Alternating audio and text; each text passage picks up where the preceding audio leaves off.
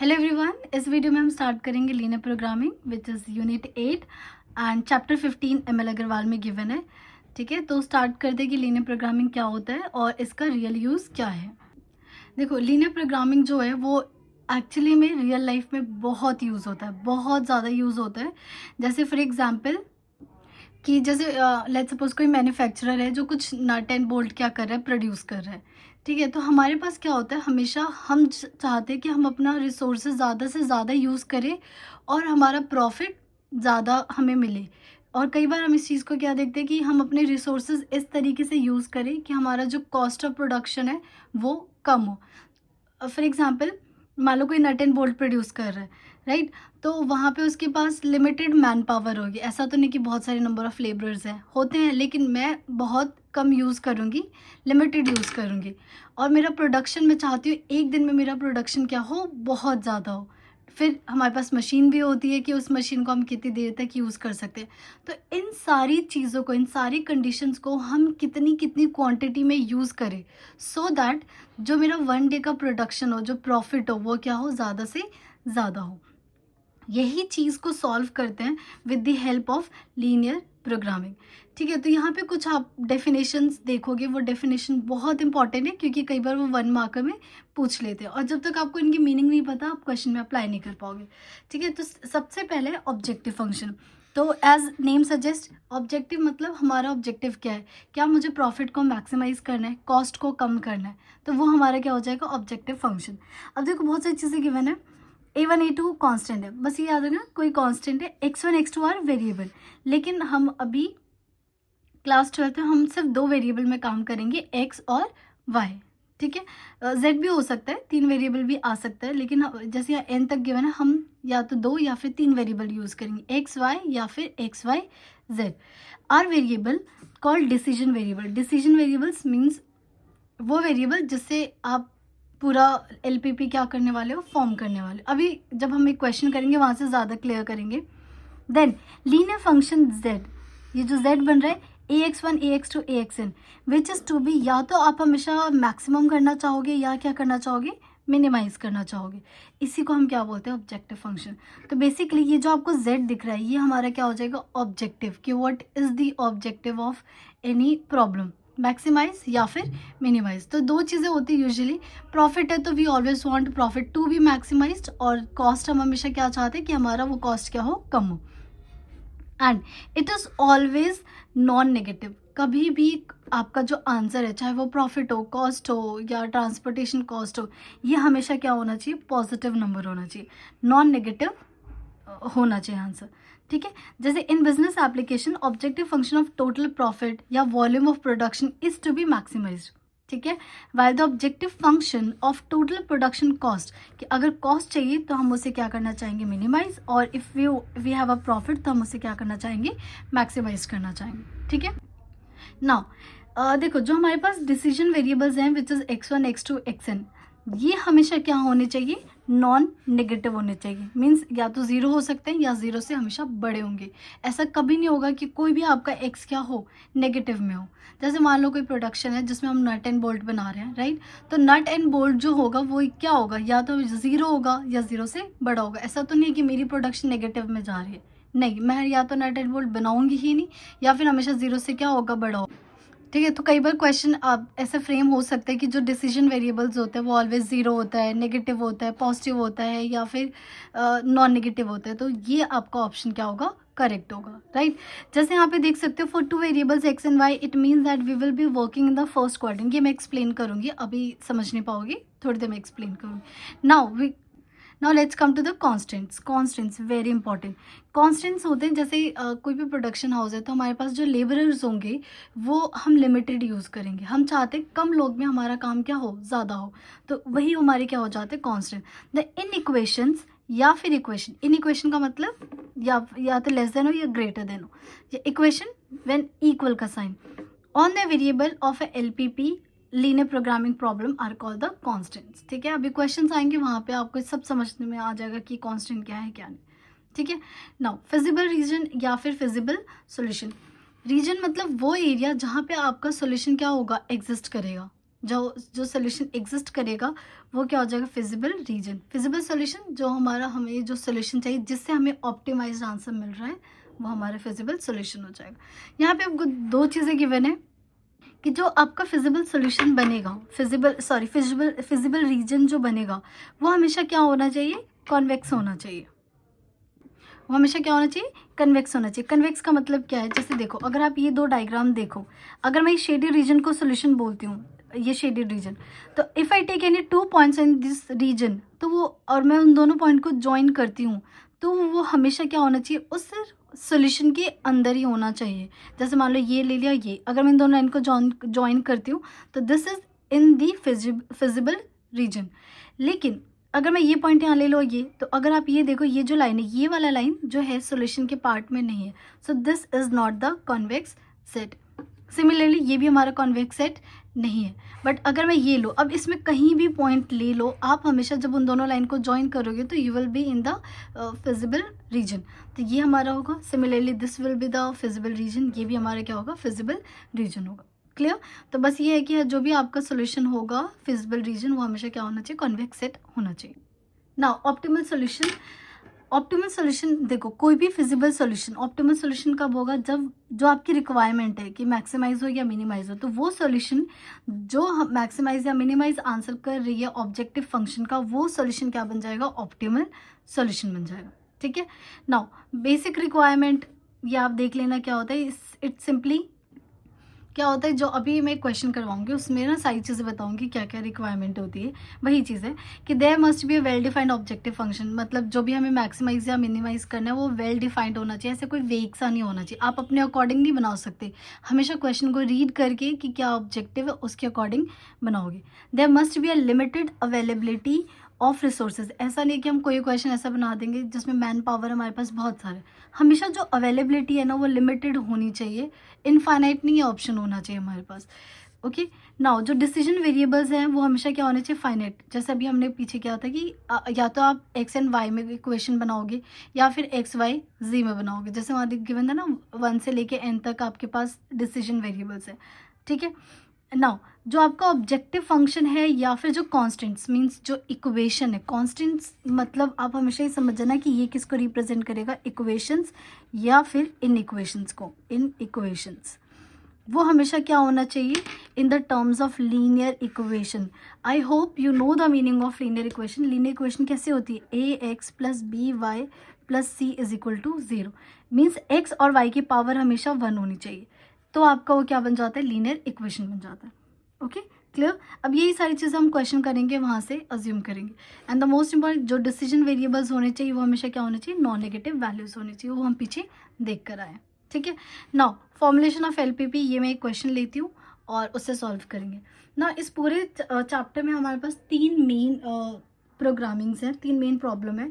एक तो है हमारे पास मैन्युफैक्चरिंग, फिर हमारे पास है डाइट प्रॉब्लम, और एक है हमारे पास ट्रांसपोर्टेशन प्रॉब्लम।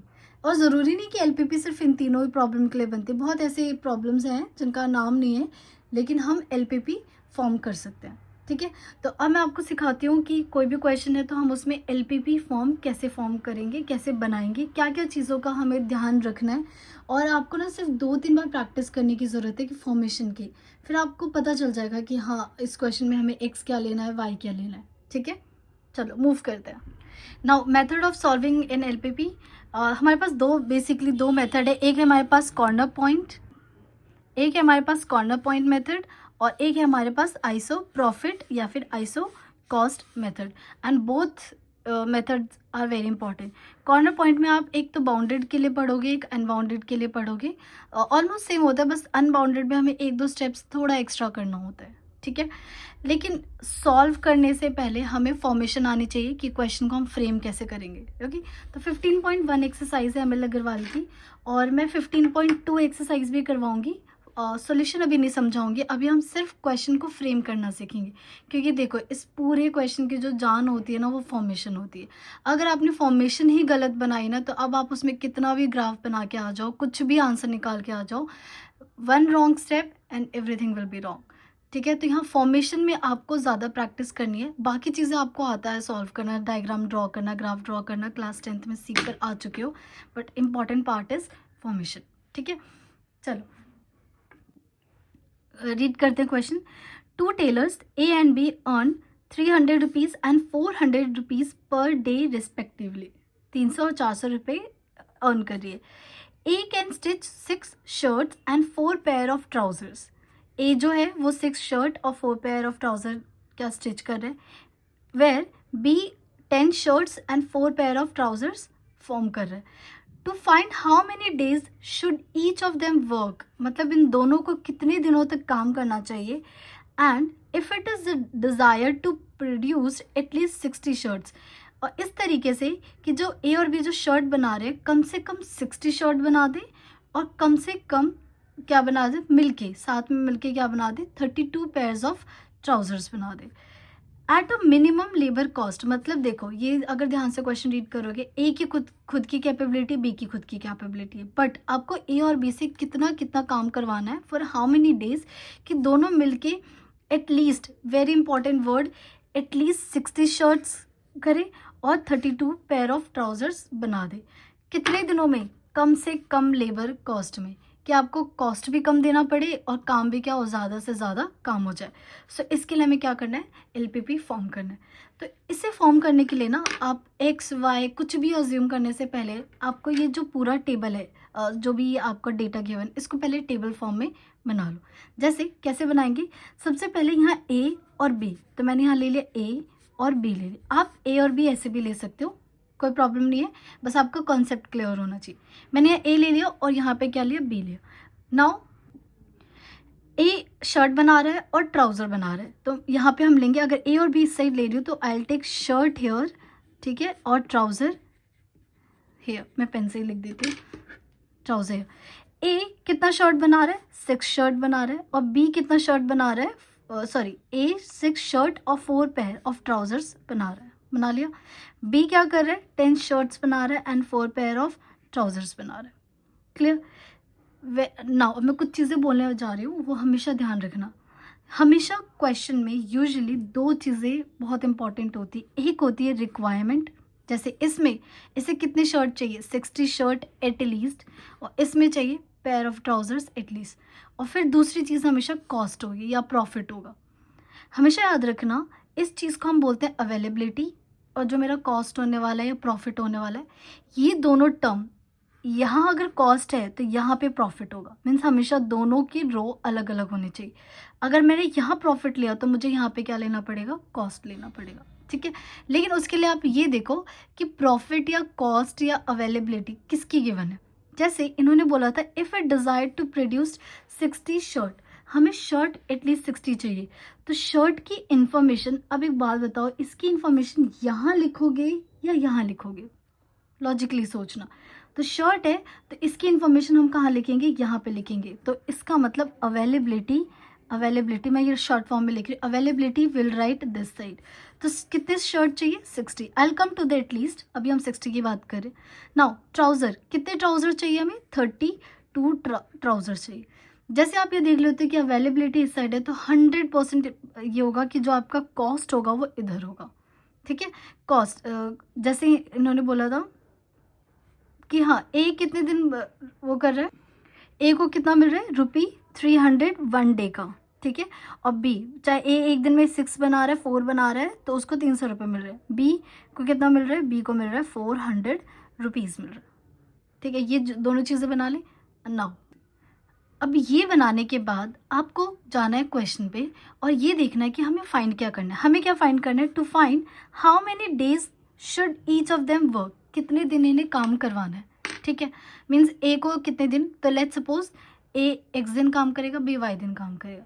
बट एक और चीज़ बताती हूँ, हमेशा याद रखना जिसका कॉस्ट गिवन है, जैसे देखो ये कॉस्ट है, ये कॉस्ट 300 किसका गिवन है, ए का। ये जो कॉस्ट 400 किसका गिवन है, बी का। तो ये जो कॉस्ट वाला टर्म होता है ना, यही डिसाइड करता है कि एक्स किसको लेना है, वाई किसको लेना है। क्योंकि बहुत कन्फ्यूजन होती है कि हम एक्स किसको ले, वाई किसको ले। गलती से अगर मैंने ए वाली टर्म शर्ट को एक्स ले लिया और ट्राउज़र को वाई ले लिया, पूरा क्वेश्चन गलत, ठीक है। तो हमेशा क्या करना है, कॉस्ट या प्रॉफिट जिसका भी गिवन है आप हमेशा उस चीज़ को एक्स लोगे। तो यहाँ पे कॉस्ट किसका गिवन है, ए का, और ये वाला जो कॉस्ट 400 किसका गिवन है, बी का। तो एक्स और वाई क्या होने वाले हैं, ए और बी। लेकिन ए और बी नहीं, ए कितने दिन काम कर रहा था, ए एक दिन में इतना काम कर रहा है ना, तो हम क्या लेंगे, लेट नंबर ऑफ डेज, मैं लिख देती हूँ, ये मैंने लिख दिया कि let A work for X days and B work for Y days. I hope ये क्लियर हो। अवेलेबिलिटी नहीं देखना, हमेशा कॉस्ट देखना है, प्रॉफिट देखना है, जिसका गिवन है हम हमेशा उस वाले टर्म को क्या लेते हैं, एक्स लेते हैं। अब इक्वेशन हमेशा कैसे बनती है, एक्स प्लस वाई करके, राइट, यही बनती है ना हमारी लीनियर इक्वेशन। मीन्स कैसे इक्वेशन बनाओगे। अब एक बात बताओ, टोटल शॉर्ट कितने चाहिए। अब पहले हमें वैसे ज़रूरत नहीं होती लिखने की, लेकिन I am still writing. Shirt आप कितना चाहते हो, at least number of shirt, number of shirt कितना चाहते हो आप, नंबर ऑफ शर्ट्स हम कितना चाहते हैं, 60 एटलीस्ट 60, मतलब ये जो नंबर ऑफ शर्ट्स है वो 60 या 60 से क्या हो सकता है, ज़्यादा हो सकता है। तो आई होप आपको ये लिखना आना चाहिए, ठीक है। या एक और चीज़ आप लर्न कर सकते हो, लेकिन मैं यूजुअली बच्चों को लर्न करने के लिए मना करती हूँ, क्योंकि वो पता नहीं साइन कैसे कैसे याद कर लेते हैं। जब भी एटलीस्ट वर्ड गिवन हो ना, तो हमेशा वेरिएबल की साइड, ऑलवेज रिमेंबर वेरिएबल की साइड ग्रेटर देन का साइन होना चाहिए। बच्चे ऐसे करते, लीना मैम ये वाला साइन कर रखा है एटलीस्ट, और ये इसके लिए हमने एटमोस्ट के लिए ये कर रखा है। हमेशा ऐसे याद रखो कि जिस तरफ आपका वेरिएबल होने वाला है उस तरफ आपका हमेशा क्या होना चाहिए, बड़ी वैल्यू होनी चाहिए, ठीक है ना। सिमिलरली क्या बोल रखा है, 32 पेयर्स ऑफ हमें चाहिए, तो number of trousers greater than 32। Now equations कैसे बनाओगे, 6x, क्योंकि आपने देखो इस पूरे टर्म को x लिया है, इसको क्या लिया, y लिया, तो इक्वेशन कैसे बनेगी, 6x plus 10y, 6x plus 10y is greater than 60। और ट्राउजर्स के लिए क्या बनाओगे, ट्राउजर के लिए बनेगी 4x plus 10y and greater than 4। Clear. Now tell me one more thing, क्या आप कभी भी, मतलब क्या जो टेलर है एक्स कभी नेगेटिव हो सकता है कि नेगेटिव शर्ट बनाए, नहीं।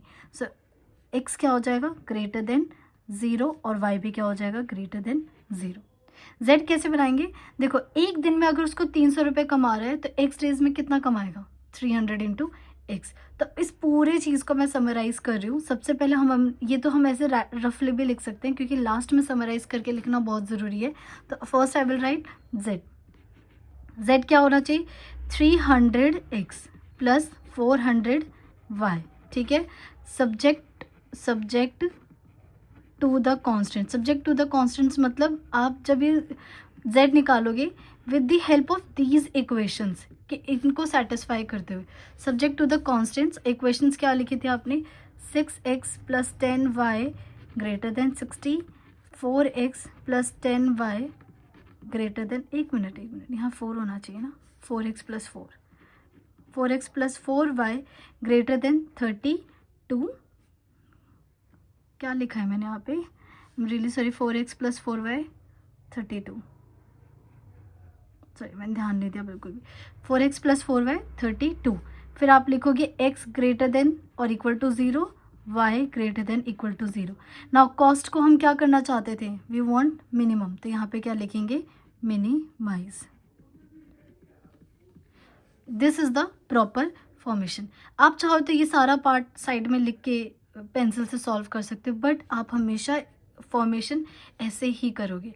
अब एक और चीज़, ये जो आपने लिखा है 6x प्लस 10y, ये किसका कांस्टेंट है, this is the shirt constants, ठीक, क्योंकि कई बार बोलते हैं बताओ what is the shirt constant, what is the trouser, ये किसका कांस्टेंट है, ट्राउज़र, मतलब ये जो इक्वेशन बनी है किसकी हेल्प से बनी है, ट्राउज़र के कांस्टेंट्स की वजह से। और ये जो x greater then and y greater then, very very important, this is called the non negative constants. लेकिन लास्ट ईयर नहीं, इसी साल जो हमारा 12th का पेपर हुआ था उसमें आपसे क्वेश्चन पूछ लिया गया था कि what are the trivial solution. इसी को x greater than 0 y greater than 0 का एक स्पेशल नाम भी होता है, ट्रिवियल सॉल्यूशन। अभी समझाऊंगी ट्रिवियल सॉल्यूशंस क्या होते हैं, ठीक है, अभी तो हम फॉर्मेशन करें, इसका स्पेशल नाम है ट्रिवियल सॉल्यूशन। तो अगर कभी भी पूछे what are the, give me the equation of trivial solution, तो आप हमेशा क्या बनाओगे, x greater than 0 and y greater than 0। Okay, question number 2 करने से पहले क्वेश्चन नंबर 3 करते हैं, क्योंकि ये भी ऑलमोस्ट सिमिलर है हमारा, नहीं सिमिलर तो नहीं है, थोड़ा अलग ही है क्वेश्चन। देखो, a furniture dealer deals in 2 items, tables and chairs. He has 20,000 to invest and space to store at most 80 pieces. A table cost 800 rupees and a chair cost 200 rupees. he can sell table in 950 rupees, chair itna. Then how assume that he can sell all the items that he buys, formulate this LPP so that he can maximize his profit. देखो उसने कुछ chair खरीदी, chair ऐसे खरीदी कि 20,000 में उसका पूरा चेयर और टेबल आ गया. अब हमें नहीं पता चेयर कितनी लिया, टेबल कितना लिया, लेकिन ये पता है कि उन दोनों का कॉस्ट मिला के, दोनों का मिला के 20,000 हुआ. एंड वो अपने स्टोर में ज़्यादा से ज़्यादा कितने पीसेस रख सकता था? 80 पीसेस ही रख सकता था. और टेबल को कॉस्ट पड़ी उसके 800 और चेयर की कितनी? 200 रुपीज़. और उसने क्या किया, लिया 800 में था बट उसने टेबल को 950 में बेचा, लिया उसने चेयर 200 में था और उसको इसमें कितने बेचा? 280 में. So assume that he can sell. अब उसने सारा जितना भी खरीदा उसको सबको बेच दिया. इसको अब बताना है कि कितना LPP फॉर्म करनी है so that he can maximise the profit. तो यहाँ तो ये तो समझ आ गया कि हमें प्रॉफिट क्या करना है? मैक्सिमाइज करना है. देखो ये वो क्वेश्चन है जहाँ पे आप, जैसे अभी हमने लास्ट क्वेश्चन में टेबल बनाया था, वो टेबल नहीं बन रहा. तो ज़रूरी नहीं है LPP का हर क्वेश्चन है जिसमें आप टेबल से ही ड्रॉ कर सको. और जो टेबल वाले क्वेश्चन ना यूजुअली बहुत आसान होते हैं, लेकिन जो इस टाइप के क्वेश्चन आते हैं ना वहाँ पे कन्फ्यूजन हो जाते हैं, क्योंकि यहाँ ना समझ नहीं आता एक्स किसको ले, वाई किसको ले.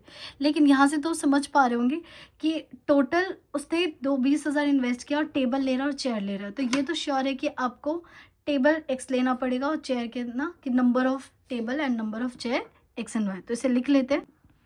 नाउ मैंने नंबर ऑफ चेयर्स वाई ले लिया और टेबल एक्स ले लिया. ठीक है, टेबल क्योंकि 800 गिवन है, चेयर पहले, राइट, एक्स एंड वाई ले लिया.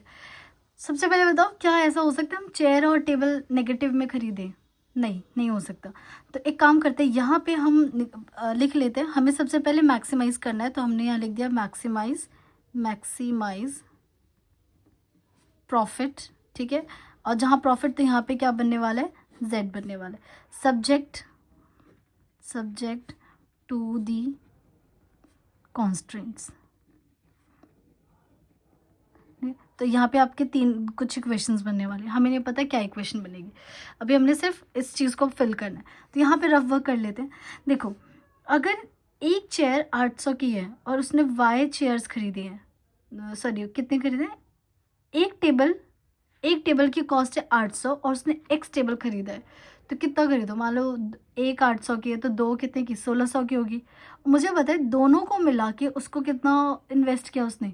20,000 किया है. तो आई होप आप ये समझने की कोशिश कर पा रहे होंगे कि 800X प्लस 200Y दोनों को मिला के आपका जो अमाउंट होना चाहिए 20,000 या 20,000 से क्या होना चाहिए? कम होना चाहिए. ऐसा तो नहीं है कि पूरा का पूरा 20,000 यूज़ हो गया, कुछ 20,000 भी हो सकता है और कम भी हो सकता है. ठीक है, तो इसलिए हम क्या लगाएंगे कि ये जो वैल्यू है, ये जो क्या है? Total cost. ये क्या है? टोटल कॉस्ट ऑफ जो भी चेयर एंड टेबल है, इसकी वैल्यू क्या होगी? 20,000 या 20,000 से क्या होगी? कम. ऐसा तो नहीं है कि दोनों को मिला के ज़्यादा, क्योंकि इसके पास है ही 20,000, मेरे पास है ही 20,000 खर्च करने के लिए. तो मैं या तो पूरा 20,000 करूँगी या उससे क्या करूँगी? कम. मैं अपनी पॉकेट मनी से बाहर नहीं जाऊँगी. नाउ अब स्टोर में वो कितने पीस रख सकता है? 80 पीस ज़्यादा से ज़्यादा. तो वो X लेगा और प्लस Y दोनों को मिला के हमेशा जो उसके स्टोर में होगी वो क्या होगी? एटमोस्ट का. अब देखो एटमोस्ट है ना, तो सबसे पहले हमेशा याद रखना है एटलीस्ट और एटमोस्ट हम हमेशा वेरिएबल के अकॉर्डिंग डिसाइड करेंगे. तो X प्लस वाई, X का मतलब क्या था? Number of chair, number of table, और Y क्या है? नंबर ऑफ चेयर्स है. दोनों को मिला के कितना होना चाहिए? 80 या फिर 80 से कम. एग्जैक्ट नहीं, 80 या 80 से कम. तो आप हमेशा ये देखो ये वाली वैल्यू क्या होनी चाहिए? एटमोस्ट का मतलब क्या होता है? 80 या 80 से कम. तो ये जो वैल्यू है क्या होगी? 80 या 80 से क्या होगी? कम होगी. ठीक है, नाउ तो ये हमारी क्या बन गई? इक्वेशन बन गई. अब इसके बाद देखो ये कह रहा है कि हमें क्या करना है? प्रॉफिट को मैक्सिमाइज करना है. तो यहाँ पे मुझे क्या लिखना पड़ेगा? प्रॉफिट लिखना पड़ेगा. तो एक जब उसने चेयर खरीदी, टेबल खरीदा, टेबल 800 में, लेकिन बेचा उसने कितने में? 950 में. तो यहाँ पे एक टेबल पे उसे कितने का प्रॉफिट हो रहा है? 150 का. एक टेबल पे कितना का प्रॉफिट हो रहा है? 150 का. तो एक्स टेबल पे कितना होगा? 150x. सिमिलरली एक उसने चेयर 200 में खरीदा, लेकिन उसने बेचा कितना? 280 में. तो एक पे उसको कितने का प्रॉफिट हो रहा है? 80 का. तो वाई पे कितना हो जाएगा? 80 इंटू वाई.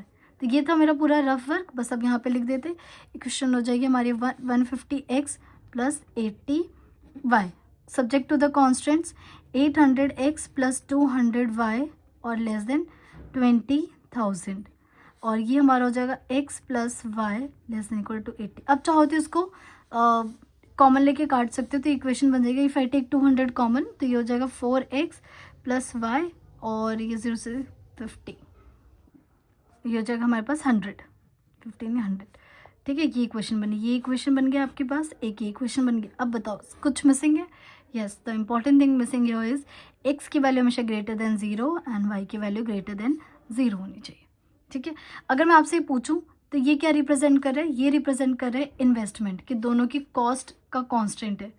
और अगर x प्लस वाई 80 तो ये किसका कांस्टेंट है? स्टोरेज का, स्पेस कांस्टेंट है कि कितना स्टोर उसने लिया है। ओके, सो आई होप ये क्लियर होगा। मूव करते हैं सेकेंड क्वेश्चन पे। देखो, small firm manufactures necklaces and bracelet, the total number of necklaces and bracelet that it can handle per day is at most 24 या 24 से कम। कोई नेकलेस बना रहा है, ब्रेसलेट बना रहा है, और पूरे दिन में ये ज़्यादा से ज़्यादा दोनों को मिला के एटमोस्ट कितना हैंडल कर सकता है? 24। ठीक है, तो सबसे पहले अज्यूम कर लेते हैं, तो ये समझ आ गया कि लेट कर लेते हैं, लेट। क्लियर? अब हमें पता है यहाँ पे प्रॉफिट मैक्सिमाइज करना है। ठीक है, तो यहाँ पे हम पहले लिख देते हैं मैक्सिमाइज प्रॉफिट। प्रॉफिट है तो यहाँ पे क्या आने वाला है? z आने वाला है। फिर सब्जेक्ट टू दी कॉन्स्टेंट्स, और नीचे क्या आने वाली है? इक्वेशंस आने वाली है। हमें नहीं पता भी इक्वेशन क्या बनेगी, अभी रफ वर्क काम करते हैं। अब देखो, दोनों नेकलेसेस और ब्रेसलेट को मिला के आप दिन में ज़्यादा से ज़्यादा क्या बना सकते हो? 24 को ही हैंडल कर सकते हो। मीन्स अगर मैंने x बनाया प्लस y बनाया, दोनों की वैल्यू 24 से 24 से क्या होनी चाहिए? कम। हमेशा वेरिएबल को ध्यान दो, इसकी वैल्यू क्या होगी? 24 या 24 से कम होगी, तो दिस इज 24। और यू कैन लर्न हमेशा वेरिएबल और लेस देन का साइन जब भी क्या हो? एट मोस्ट हो। ठीक है, लेकिन वेरिएबल और लेस देन साइन, और वेरिएबल हम इससे बोलते हैं। Clear? Now it takes 1 hour to make bracelet and half hour to make a necklace. The maximum number of hours available per day is 16.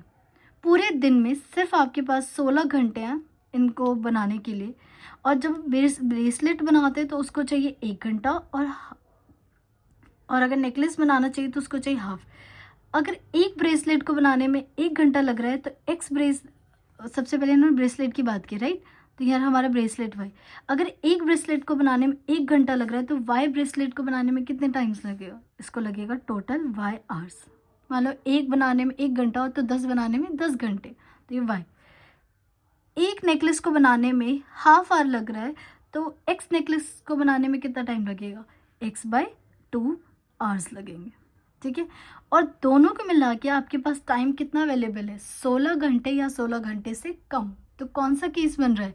Again हमारा ये एटमोस्ट का case बन रहा है, तो this is less than equal to 16। Clear? और कोई question है? Now the maximum number of, ठीक है, if the profit on necklace is 100, कि एक नेकलेस पे 100 का प्रॉफिट है तो एक्स नेकलेस पे कितना हो जाएगा? 100 एक्स का प्रॉफिट, एंड ब्रेसलेट पे 300 तो कितना हो जाएगा? 300 वाई हमारा प्रॉफिट आ गया। तो ये अब सारी इक्वेशंस बन गई। नाउ जस्ट यहाँ पे लिख दो, तो ये आ गया 100x प्लस 300y।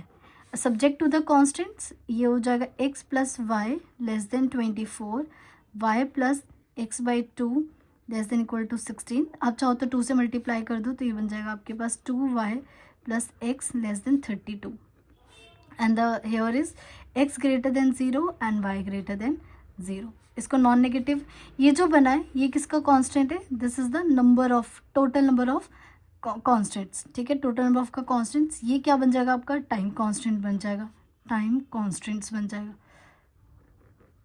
और ये नॉन नेगेटिविटी वाला। ओके, तो ये थे कुछ क्वेश्चंस 15.1 के जहाँ पे हमने फॉर्मेशन सीखी।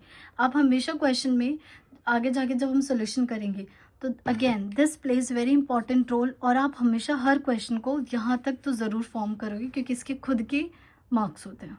ठीक है, अब जो 15.2 एक्सरसाइज में है वहाँ पे बहुत सारे हमारे वर्ड प्रॉब्लम है, तो मैं उन क्वेश्चंस को बता देती हूँ फॉर्मेशन कैसे करते हैं, ताकि नेक्स्ट वीडियो में जब हम आएंगे तो सोल्यूशन करेंगे। तो फॉर्मेशन ही मैं अभी सिखाऊंगी, सोल्यूशन हम बाद में सीखेंगे। 15.2 में क्वेश्चन जो 1 से लेके 8 है वो सोल्यूशन वाला है, सॉल्व करने वाला है, तो वो उसमें कोई वर्ड प्रॉब्लम नहीं है। 9 से आपकी वर्ड प्रॉब्लम स्टार्ट हो रही है और स्टार्ट ही हो रही है मैन्युफैक्चरिंग प्रॉब्लम से, जिसमें कभी नट एंड बोल्ट बनाएंगे, स्क्रू बनाएंगे, टाइप ऑफ ए कोई मटेरियल, बी मटेरियल बनाएंगे। एंड यूजुअली जो मैन्युफैक्चरिंग वाले क्वेश्चन होते हैं वो यूजुअली टेबल से ही बनते हैं, ठीक है। जैसे रीड कर दे question, a manufacture consider that men and women works are equally efficient so he pays them same rate, ठीक है। ही हैज़, ये वैल्यूज सिखा रहे हैं। He has 30 and 70 units of worker male and female. हमेशा इस क्वेश्चन को ना पूरा रीड किया करो और विदाउट टेबल ड्रॉ किया ना एक्स और वाई अज्यूम मत करना, आपको समझ ही नहीं आएगा एक्स एंड वाई किसे लेना, ठीक है। तो पहले पूरा टेबल ड्रॉ करना है। इसके पास 30 मेल एंड फीमेल वर्कर है और 70 यूनिट्स क्या है, कैपिटल है, ठीक है। Which he uses to produce 2 types of goods A and B, 2 type के गुड्स बनाना चाहते हैं, ए और B. To produce a unit A बनाने के लिए उसे 2 वर्कर चाहिए और 3 यूनिट ऑफ कैपिटल चाहिए, और and required 3 worker and 1 unit of capital to produce B, ठीक है। तो ये तो समझ आ गया, एक ए बन रहा है, एक बी बन रहा है। ए को बनाने के लिए इतने वर्कर चाहिए, इतना कैपिटल चाहिए बी, तो ये चीज़ तो समझ आ गई कि एक हमारे पास क्या है, ए है, एक हमारे पास क्या है, बी है, ठीक है। और हम क्या क्या किस किस चीज़ का यूज़ हो रहा है, एक तो यूज़ हो रहा है वर्कर्स, ठीक है, और एक यूज़ हो रहा है कैपिटल। एक हमारे पास क्या यूज़ हो रहा है, कैपिटल। जैसे ए बनाने के लिए टू प्रोड्यूस 1 यूनिट ऑफ ए, एक यूनिट बनाने के लिए 2 वर्कर चाहिए एंड 3 यूनिट ऑफ क्या चाहिए, कैपिटल चाहिए, 3 यूनिट। सिमिलरली बी को करने के लिए 3 वर्कर्स चाहिए हमें एंड 1 यूनिट क्या चाहिए, कैपिटल चाहिए। ओके, ये क्लियर है, 1 यूनिट ऑफ हमें कैपिटल चाहिए। अभी लास्ट में कुछ क्वेश्चन पीछे समझाया था मैंने कि अब यहाँ पे एक कॉस्ट आएगा, एक अवेलेबिलिटी आएगा, बट आई डोंट नो कि कॉस्ट अवेलेबिलिटी में कौन आने वाला है, ठीक है। तो वो क्वेश्चन को पूरा रीड करोगे फिर समझ आएगा। यहाँ तक हमने कर लिया। If A and B are priced at ₹100 and B 120 per unit respectively, how should he use resources to maximise the total revenue. देखो, ए को जब वो बेचता है, ठीक है, ए का जो कॉस्ट है वो ₹100, ठीक है, प्राइस किया उसने, और बी को 120। तो ये जो कॉस्ट दे रखा है, क्या ये कॉस्ट दे रखा है, कॉस्ट किसका गिवन है, ए का और बी का। Now tell me one thing, A की इन्फॉर्मेशन यहाँ लिखोगे या जस्ट इसके नीचे लिखोगे। आई होप ये क्लियर हो गया आपके माइंड में। तो यहाँ पे हम कॉस्ट की, कॉस्ट ऑफ एक यूनिट ए का क्या है, ₹100 और बी का कितना है, 120। तो अगर कॉस्ट यहाँ पे आ गया तो फॉर श्योर हमारे यहाँ पे क्या आने वाली है, अवेलेबिलिटी आने वाली। अवेलेबिलिटी मीन्स टोटल वर्कर कितने और टोटल कैपिटल, क्योंकि देखो वर्कर की इन्फॉर्मेशन यहाँ आएगी, कैपिटल की इन्फॉर्मेशन यहाँ आएगी। तो वर्कर्स हमारे पास टोटल कितना है, 30 यूनिट्स हमारे पास टोटल वर्कर है और 70 यूनिट्स हमारे पास टोटल क्या है, कैपिटल है, ठीक है। ये अवेलेबिलिटी कॉस्ट बना ले। अब इस पूरे डायग्राम को देखकर बताओ एक्स और वाई क्या होने वाला। मैंने अभी पिछले क्वेश्चन में, फर्स्ट क्वेश्चन में समझाया था, जिसका कॉस्ट गिवन होता है वही हमारा क्या हो जाता है, एक्स हो जाता है, एंड बी, और बी वाला टर्म हमारा क्या हो जाता है, वाई हो जाता है। तो ये तो पता चल गया कि लेट कर लेते number of units A produced X और number of units produced B. Okay, अब हमें पता है यहाँ पे क्या हमें करना है, मैक्सिमाइज करना है रेवेन्यू। हमें मैक्सिमाइज क्या करना है, रेवेन्यू करना है। तो मैक्सिमाइज से हमारा क्या बनता है, हमेशा जेड बनता है, सब्जेक्ट टू दी कॉन्स्टेंट्स। यहाँ पे क्या आने वाली, हमारी इक्वेशंस आने वाली। जेड इक्वेशन क्या बनेगा, इसको आपने क्या ले लिया, इससे हमने ले लिया एक्स और इसको हमने ले लिया वाई। इक्वेशन हमेशा किसकी हेल्प से बनता है, एक्स और वाई की हेल्प से। तो इक्वेशन बन गई हमारी 2x + 3y। अब बताओ टोटल वर्कर्स, ए को 2 वर्कर चाहिए, बी को 3 वर्कर चाहिए, और टोटल हमारे पास कितने हैं, 30 है। तो 2x + 3y। अब बताओ ये जो टोटल वर्कर है, क्या 30 से ज़्यादा यूज़ कर सकते हैं हम, दो, या तो 30 यूज़ करेंगे या 30 से कम यूज़ करेंगे। तो that should be less than और equal to 30। Similarly capital, A को 3x चाहिए, 3x कैपिटल, बी के लिए y, और ये दोनों मिला के क्या होना चाहिए, it should be less than equal to, क्योंकि हमारे पास टोटल 17 है। तो मैं तो यहाँ 17 यूज़ करूँगी पूरा, या उससे क्या यूज़ करूँगी, कम। कभी भी 17 से ज़्यादा यूज़ कर ही नहीं पाऊँगी because I don't have it. ये बन गया इक्वेशन। एंड प्लीज़ इसी के साथ लिख दिया करो, x greater than 0 and y greater than 0। अगर a का प्राइस 100 है और टोटल आपके पास x यूनिट है तो टोटल कितना हो जाएगा, 100x हो गया प्राइस। b हमारे पास क्या है, एक यूनिट का प्राइस क्या है, एक यूनिट हमने 120 लिया है तो y यूनिट के लिए कितना हो जाएगा, 120 y हो जाएगा। अब ये बताओ ये किसका कांस्टेंट है, ये हमारे पास वर्कर कांस्टेंट, ठीक है। ये हमारे पास क्या है, कैपिटल का कांस्टेंट, कैपिटल कांस्टेंट। और ये हमारे पास क्या है, नॉन नेगेटिव कांस्टेंट। ये हमारी बन गई इक्वेशन, ठीक है। तो हर क्वेश्चन में हमें ऐसी इक्वेशन बनानी है। मूव करते हैं, एक और क्वेश्चन कर लेते हैं। Now question number 10, a manufacturer produces nuts and bolts. It takes 1 hour work on machine A and 3 hour on machine B to produce nuts. 3 hour A पे चाहिए, 1 hour machine B पे to produce bolts. He earned profit इतना 70.50 on nuts and 7 on bolts, ठीक है। तो अगर आपको diagram बनाना है तो डायग्राम बना लेते हैं, यहाँ पे बना लेते हैं। हमारे पास क्या है, सबसे पहले नट्स है, ठीक है, और बोल्ट्स है, ठीक है। नट्स के लिए एक मशीन ए है हमारे पास, मशीन ए, और एक है हमारे पास मशीन बी, ठीक है। ए नट बनाने के लिए वी नीड 3 hours ऑन ए, तो यहाँ पे 3, और प्लीज़ मेंशन आवर्स या मिनट्स, क्योंकि क्वेश्चन ना आवर्स और मिनट्स में खेल जाते हैं। अगर आप सब सही बनाते हो, आवर्स और मिनट्स को ध्यान नहीं दिया तो बस क्वेश्चन गलत। So please write down the units also. तो ये 3 hours एंड 1 hour चाहिए मशीन बी पे, ठीक है। बोल्ट्स बनाने के लिए we want 3 hours machine A to produce, ठीक है, सॉरी मैंने गलत लिख दिया, 1 hour चाहिए मशीन ए पे and 3 hours for machine B. Bolt बनाने के लिए हमें चाहिए 3 hours on machine A and 1 hours on machine B, okay. अब मुझे पता है यहाँ कॉस्ट आया तो यहाँ अवेलेबिलिटी तो यहाँ पे कॉस्ट, वो आप क्वेश्चन में देखते हैं कि कौन कहाँ जाएगा। ही अर्न प्रॉफिट इतना ऑन नट्स एंड इतना ऑन बोल्ट्स, तो प्रॉफिट गिवन है, तो प्रॉफिट नट का गिवन है, तो नट की इन्फॉर्मेशन क्या यहाँ हो सकती है, नहीं हो सकती। नट की इन्फॉर्मेशन यहाँ होनी चाहिए प्रॉफिट। तो अगर यहाँ प्रॉफिट है तो मुझे क्या लिखना पड़ेगा, यहाँ I have to write profit. नट पे कितना प्रॉफिट है, ₹17.50, और बोल्ट्स पे कितना प्रॉफिट मिल रहा है, ₹7। अगर प्रॉफिट यहाँ है तो यहाँ पे क्या आ जाएगा, अवेलेबिलिटी आ जाएगी। Availability, let's see how many packages should each be produced on each day so as to maximize profit if he operates his machines for at most 12 hours a day। मतलब दोनों मशीन को क्या कर रहा है, ज़्यादा ज़्यादा 12 घंटे क्या कर सकते हैं, यूज़ कर सकते हैं। तो ये भी 12 घंटे यूज़ कर सकते हैं, ये भी 12 घंटे। अब कोई मशीन 12 घंटे एट मोस्ट बोला गया है, मीन्स वेरिएबल, पहले वेरिएबल और लेस देन 12 लिखोगे। और अगर वैसे समझना है तो कोई भी मशीन है तो okay, but before going that at least के केस पे यहाँ पहले बताओ एक्स और वाई किसे लेंगे। अब प्रॉफिट किसका गिवन है, नट्स का गिवन है। ये वाला 7 किसका गिवन है, बोल्ट्स का। इसका मतलब number of nuts and bolts will have to take X and Y. तो मैंने नंबर ऑफ नट्स ये हमने ले लिया एक्स और ये हमने ले लिया वाई। इक्वेशन कैसे बनती है, एक्स प्लस वाई करके बनती है। तो मशीन ए का कांस्टेंट कैसे बनेगा इक्वेशन, ओके। तो सबसे पहले हमें क्या करना है, मैक्सिमाइज करना है, मैक्सिमाइज लिख देंगे, ठीक है, मैक्सिमाइज, और यहाँ लिख देंगे हम प्रॉफिट, z लिख देते, subject to the constant. I hope आप STC की मीनिंग समझ जाओगे। इक्वेशंस लिखनी है। इक्वेशन कैसे बनाएंगे हम, x और y को मिला के, तो ये हो जाएगा x, this will B x plus 3y। अब एट मोस्ट बोला है, देखो ये आप ये जो टाइम मशीन ए का पूरा टाइम ये क्या कर सकते हो, 12 या 12 घंटे से कम यूज़ कर सकते हो। इसका मतलब this will be less than और इक्वल टू 12।